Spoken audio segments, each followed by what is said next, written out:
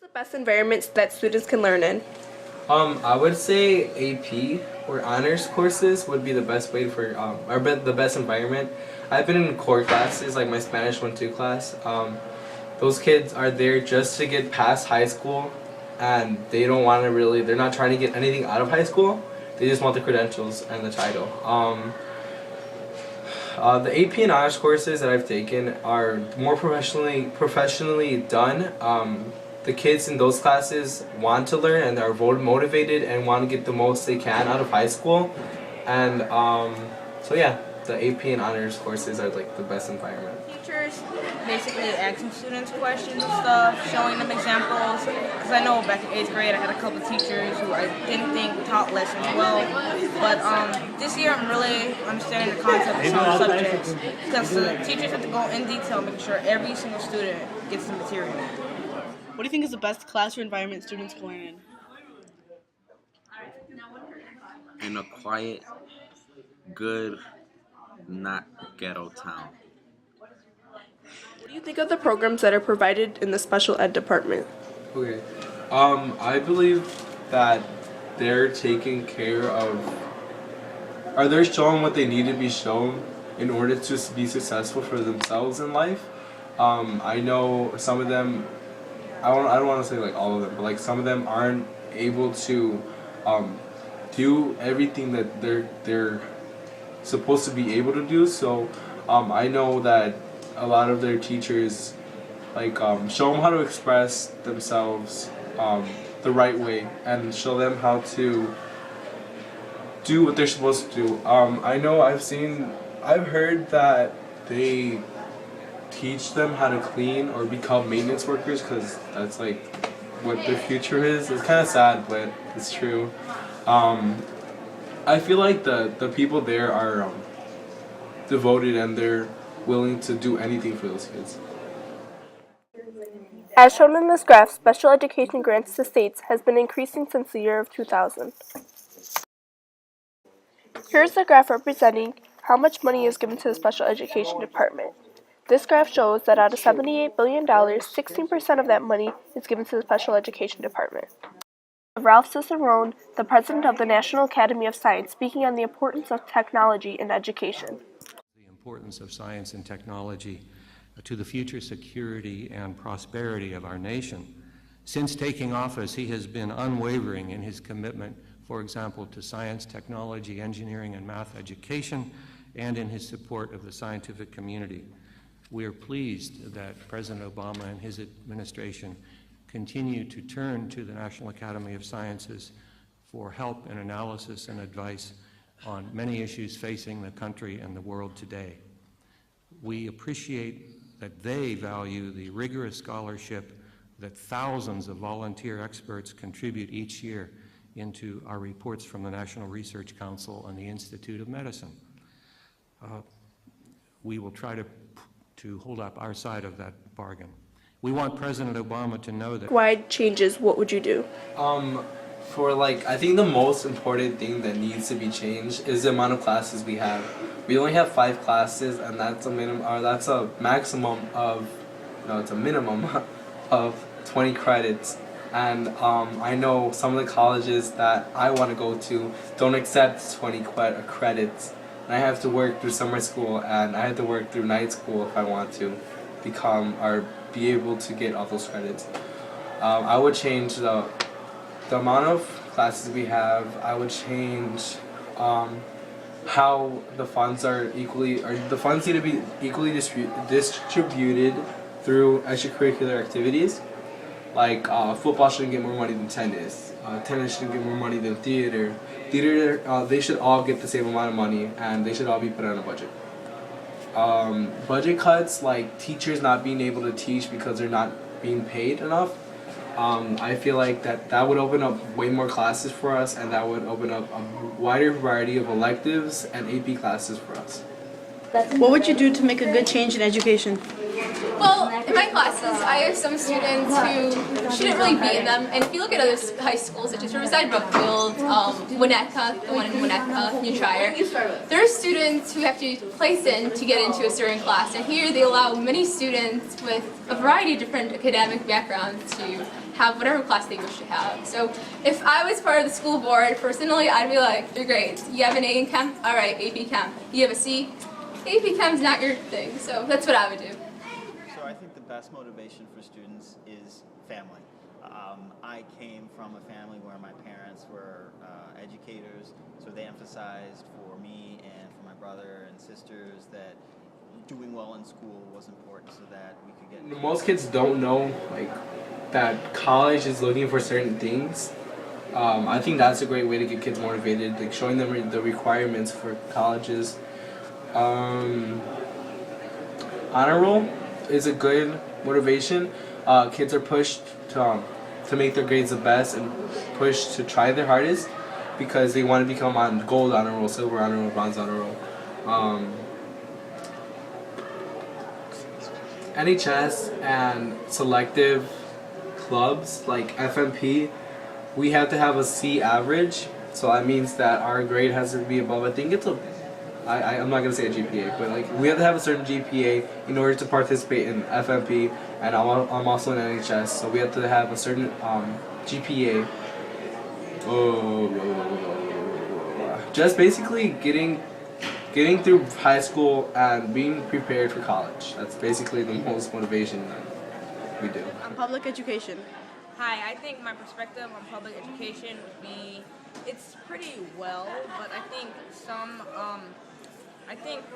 teachers push students harder than like what they can handle, in my opinion. But like at the same time, it does give students to learn responsibility, and I like that. I value it. What's your perspective on public education?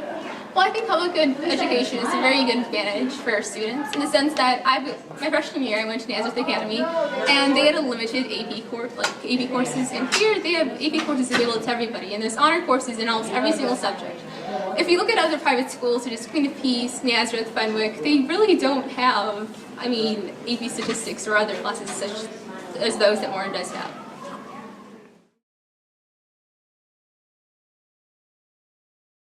What's your perspective on public education? Well, that's an interesting question. So, and I always hate to answer a question with a question, but it kind of depends on what you think the purpose of a public education is. So, and that's probably why you're asking that question, to find out what different people think. So, is the purpose of a public education to prepare students to get a job? Is it to prepare students to go to college? Is it to prepare students to be good citizens? So obviously if you ask different people, they'll give you a different answer. I personally believe that the purpose of a public education is I want, when I hand you your diploma, to be able to get a job if you want to go to college if you'd like to, and also to be a member of society. And those are all things that we have to balance in terms of the resources that are available to us. So not every student is going to go to college, not every student is going to be able to, for example, become a doctor. But generally, what I think public education should do, and this gets really philosophical, is transmitting values. So what does it mean to be an American? What does it mean to be a responsible citizen? What does it mean to be able to rationally think about critical thinking in different issues? So I hope we do all of those things. I think we do all of those things. Hands-on, visual, hearing, etc. What do you think is the best way for kids to learn? I think that there's not necessarily one best way of learning. I feel that it can be it's directed towards each individual student. Some students may learn better through hands-on, some may be visual learn, some may be hearing. For me, personally, I think I learn better through hands-on, but again, I think each individual has to be taken into account that there's just so many different ways of learning that are available. get more opportunities and they might be more well protected. And I believe their bullying policy is like they have zero tolerance for bullying, which I think is a good thing about private school. Because I know I used to go when I was in first grade. It's really well, you know. Studies by the National Center for Education Statistics show that bullying is less prevalent in private schools than in public schools. 1 in 7 students in grades K through 12 is either a bully or a victim of bullying. And I'm hoping 10 years from now, technology is more advanced, so most classes could basically be online because it seems like it's a better way to get the students' attention when they're on an electronic device instead of using pencil and paper. Do you think technology is something that helps kids learn, gets them motivated, or gets them wanting to learn? Well, definitely technology. So, for example, I'm obviously older than you. But, we didn't have laptops, for example, in school. What you're holding in your hand, that cell phone, for example, has more computing power in it than what was available to people 10 years ago, much less 20 years ago. So, obviously, we want technology to be used to help students, but it's got to be the right technology. We've got to be able to. It should be the right technology. You don't want to throw a laptop or tablet into the classroom just to have it there. Obviously, technology should be used so that it helps the classroom experience, so that it helps students understand and teachers teach. So part of what the committee, and I don't know if you stayed for the meeting to hear that we've chosen Dell tablet in order to introduce the one-to-one. So each freshman starting next year will have a Dell tablet in order to use. So that should be integrated. I mean, we need to make sure that what we're using the technology for actually helps and doesn't distract. So I think technology definitely is helpful, and we should be able to use it properly. Something that helps kids learn? I definitely believe that technology is very important. As far as laptops, iPads. There's so many different variations of technology that are portable now, and the way that things are going, everything is going more online these days. It seems like so. In order for students to keep up with that type of technology and learning, I think that, like I said, including technology in education is extremely important.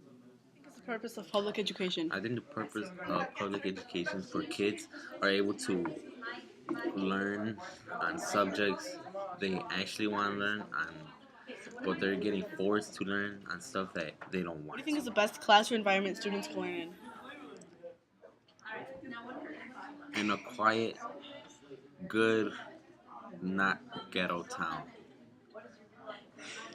Do you think technology is something that helps kids learn? No, I do not think technology helps because when kids are given technology, they can just mess around in there and not do anything or have fun with it. What do you think of the programs provided for the special needs kids? I think it's good because kids who need extra help on something, people are gonna be there for them, so they can get better work. What time is it, you guys? 2 minutes. When you're done. What would you do to make a good change in education? I would try to make more classes available for the kids who want to take classes, because the government is taking down classes that they don't want or are not necessary, but other kids might find it necessary for them to get in a higher degree in college or something. What are some examples of things people can do to get kids motivated? Tell them.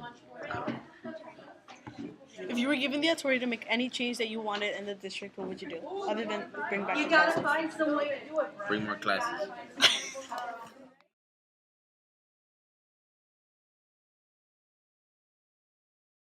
While the Chinese government may spend less on education and get better returns in the form of test scores, recent changes to the Chinese system of education inspired by nations like the US are a strong indicator that not everything we're doing is wrong. In fact, there are a lot of things that America does right when it comes to education.